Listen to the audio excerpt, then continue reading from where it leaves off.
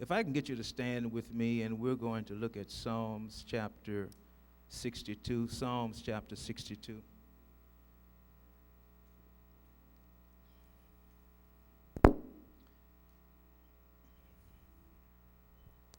I'm reading from the Message. If you would turn the mic down just a little bit. God, the one and only, I'll wait as long as he says. Everything I need comes from him, so why not? He's solid rock under my feet, breathing room for my soul, an impregnable castle. I'm set for life. How long will you gang up on me? How long will you run with the bullies? There's nothing to you, any of you, rotten floorboards, worm-eaten rafters, ant hills plotting to bring down mountains, far gone in make-believe. You talk a good line, but every blessing breeds a curse. God, the one and only, I'll wait as long as he says. Everything I hope for comes from him, so why not? He's solid rock under my feet, breathing room for my soul, an impregnable castle. I'm set for life. My help and glory are in God. Granted strength and safe harbor, God. So trust him absolutely. People, lay your lives on the line for him. God is a safe place to be. Turn to your neighbor and say, neighbor, the preacher's going to preach on what do you do when it appears as though God is rocking your world. You may be seated. What do you do when it appears as though God is rocking your world? The psalmist David is questioning the fact as to why does it appear as though God, for no apparent reason, is rocking his world. After all, he has confessed his sins, and God has declared that he is now a man after God's own heart. And yet it appears as to David as though God is punishing him or taking him through something which he can't figure out what he has done. So the psalmist David in this psalms attempts to answer and question, why in the world is God rocking his world? Even though David is asking the question, he seems to be pushed towards God. Even after great human adversity, David appears to be searching for God in the midst of his adversity and yet trusting in God because of his past experiences when God brought him through. You do remember the giant episode, don't you? David was the only one who stood up against Goliath, that big giant, and David took a few stones and a few fish and a few 5 stones and a slingshot, and what did he do? He swung his slingshot, hit David in the head. I'm glad y'all listening. Hit Goliath in the head. Hit Goliath in the head, and the giant came what? Tumbling down. So David is still searching for God while his whole world is falling apart around him. David is attempting to look at his adversity and trials as a stepping stone in his spiritual maturity. Say that again. David is attempting to look at his trials and adversity as a stepping stone in his spiritual maturity. David realizes that trouble doesn't last always. David decides no matter what he is going to call on God because he still needs divine protection from human adversity. I said David, no matter what he's going to go through, is going to call on God because he still needs divine protection from human adversity. Y'all didn't get that. I'm going to say it one more time. David decides no matter what, he is going to call on God because he still needs divine protection from human adversity. You still didn't get that. I said David is calling on God because he needs strength to make it through human adversity. David wants a clear understanding of the misfortunes that are taking place in his life. The adversities, the disappointments are wearing him out both spiritually and physically. David is frustrated. David is depleted. The text says that David is weary. It says that David is faint. Then David turns around and says this problem that is upon him has him in despair. Y'all stay with me now. It has made it hard for him to breathe. Because the text says his fainting heart. It is though David is running as fast as he can, yet he cannot catch his breath when he stops running. Have you ever been in that kind of a situation? You've worked out so hard, you've run so hard, and you're having problems catching your breath. You ever did push-ups as hard as you can, and then all of a sudden you're trying to catch your breath. You just have to sit. Y'all not in here with me because y'all must don't do any push-ups. David says it appears as though while seeking for God, that God has become a distant stranger. For he says it as though God is at one end of the earth and David is at the other end of the earth. There's this sense of mental disposition. David doesn't say there is no God.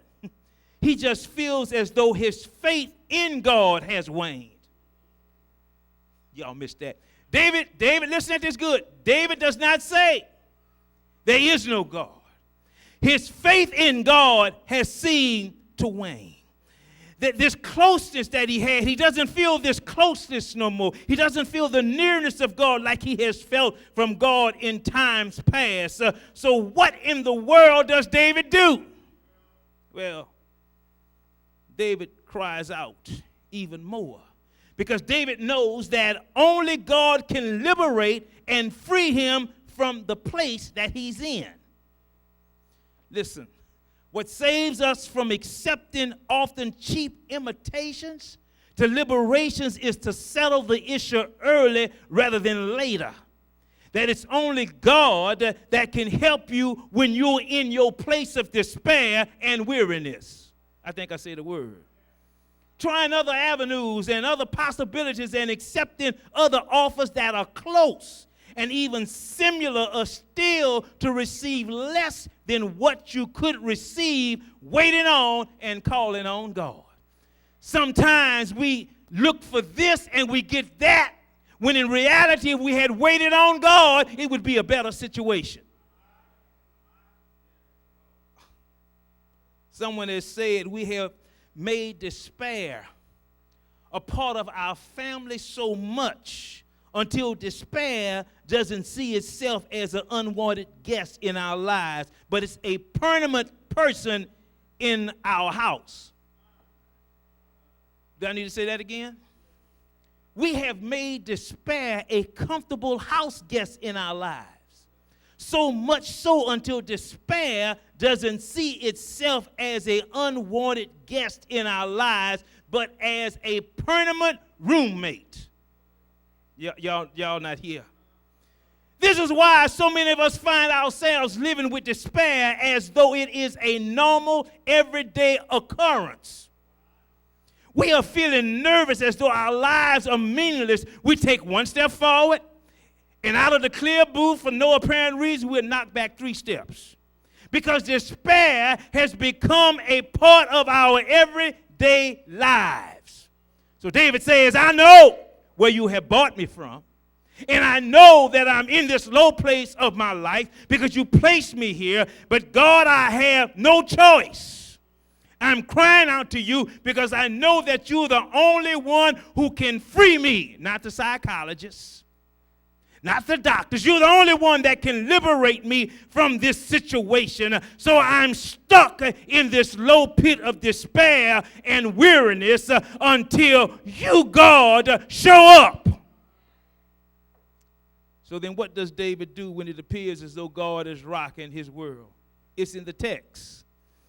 He says he prays. Uh-oh. There are a few lessons that we can learn from David praying, because sooner or later, every last one of us will have to do our time in this low place. Is that right? Every last one of us will have to do our time in our low place. Now, I know you love Jesus and you show up at church and you serve in ministry, but I thought you ought to know none of what you do for Christ will exempt you from finding yourself in a low place. Whew. I'm not just talking about going through just a bad day. Or you hear the lady say, I'm having a bad hair day. I'm not talking about a headache somewhere between 9 and 5. No. I'm talking about you feeling like David, like your life is being drained out of you.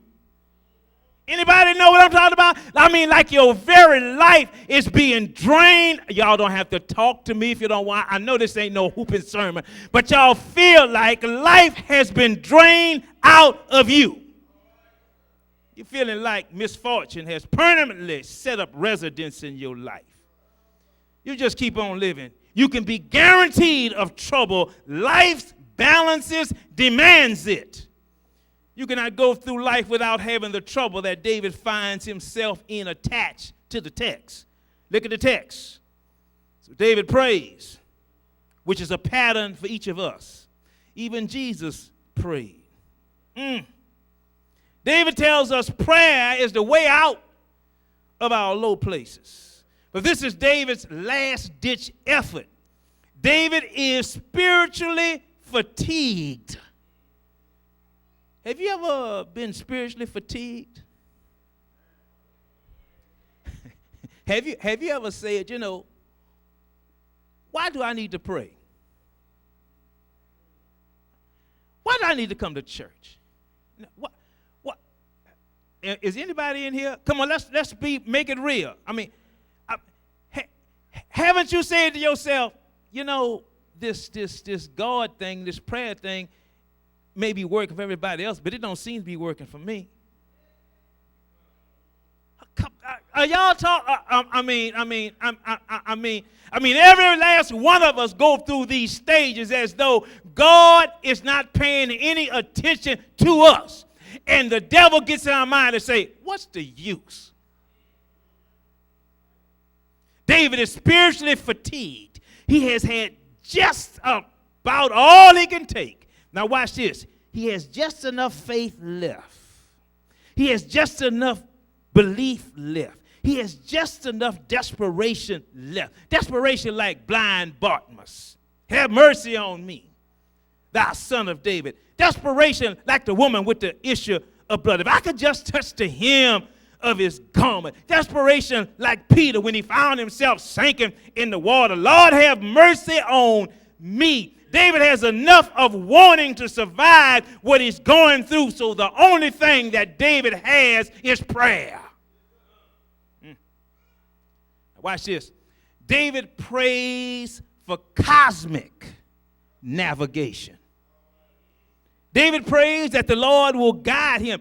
The text says, Lord, lead me. And I know that doesn't sound like much to you when you thought you were being left all alone.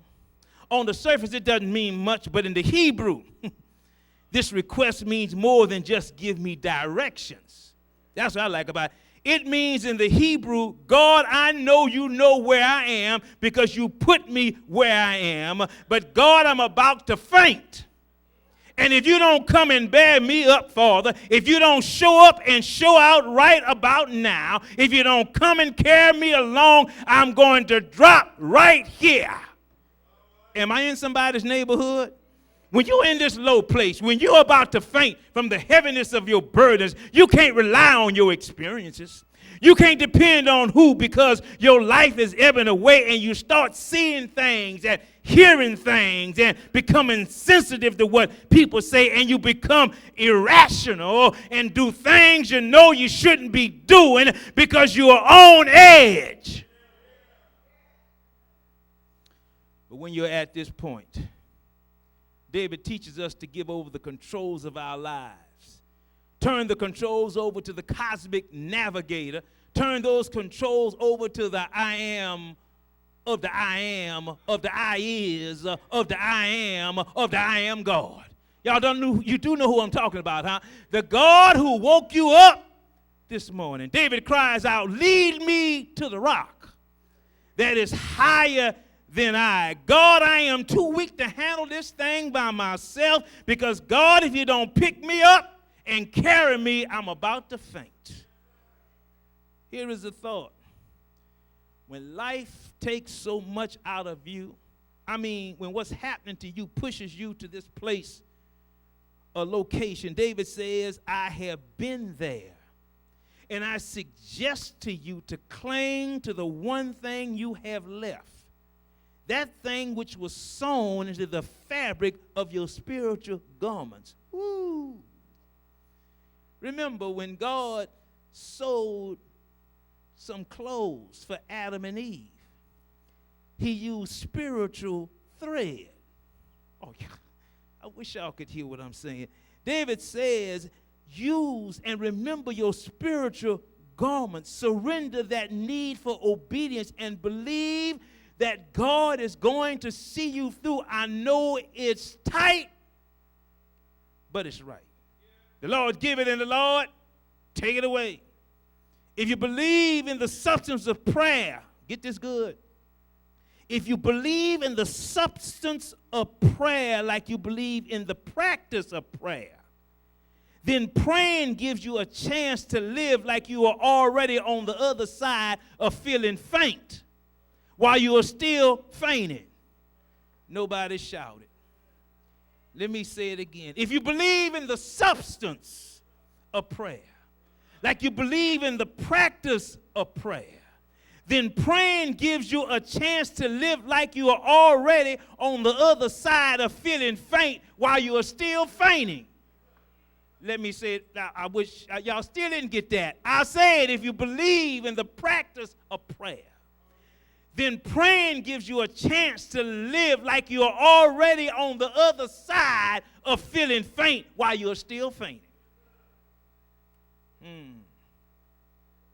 Which means I start living like I already have it. I start talking like I already have it. You don't wait till the job comes. You start talking and taking the job as though it's already yours. You don't wait until doors open. You start checking doorknobs, because you know that sooner or later there's a name on a doorknob just for you. Y'all just not in here. In closing now,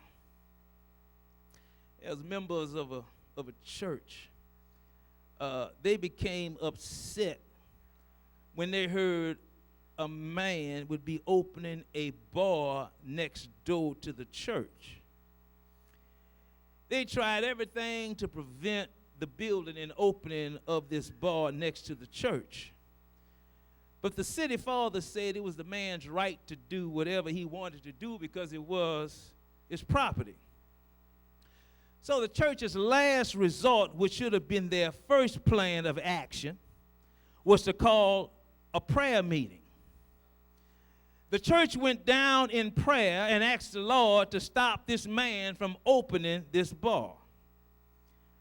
The night after they prayed, the bar burned down to the ground. The church members were surprised. I said the church members were surprised. I said the church members were shocked about the building being burned down. Secondly, they were upset when they received a letter in the mail saying they were being sued by the man whose bar was burned down because the man accused them in their prayers for burning his building down. So the church got together with their lawyer and they wrote their disposition denying all the charges. When they stood before the judge said, I'm having a hard time ruling because it appears to me the bar owner believes more in prayer than the church does. Since you didn't get it, let me repeat what the judge said.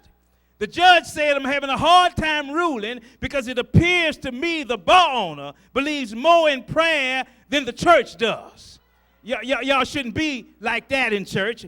But when it comes to prayer, you should be like the little old lady who received word from the pastor for everybody to come to church and have a prayer meeting because there had been no rain for several months. The pastor said, let's come together and ask God to send rain. The church was packed. The problem, everybody in the church who had come to church to pray for rain didn't come dressed properly for rain, except that one little old lady. She had an umbrella. She had on her raincoat and her galoshes. We call them boots. And sat next to a member who turned to her and said, sister, why are you in church with your umbrella, your boots, and your raincoat on? We haven't had rain in months. The little old lady said, hold up, let me get this straight. Didn't we say we're at church to pray for rain? Because if we are praying for God to send rain, I'm expecting that before I leave church, it will be raining. Do I have any company in here with me? Is there anybody who can stand with me and say, God may not be answering a prayer that I'm praying right about now, but sooner or later, I know that God is going to answer my prayer. Can I get a witness in here? Is there anybody up in here who knows that God still answers prayer? Woke me up this morning, started me on my way. If you're glad that God can answer prayer, say yeah. Yeah. Yeah. I don't know about you, but when I get down on my knees, when God doesn't answer me right away, I can turn my back and remember when God did answer my prayer. I remember when God did set my feet on a solid rock, and so I stay there because I know they that wait upon the Lord, he shall renew their strength. I know that all things work together for good to them that love the Lord and are heirs according to his promise. Yes, yes, yes, yes. Prayer is the key in the hand of faith that unlocks heaven's storehouse. Prayer is communicating to divine inspiration that looks down on my humanness and says, yes, he can have it. If God has it for me, can't nobody take it from me. What God has for me is for me. Yeah, yeah, yeah.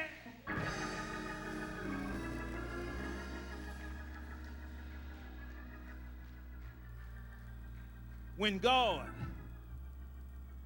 looks down upon you and you think that God is trying to rock your world, you remember that God is rocking you in the palms of his almighty hand.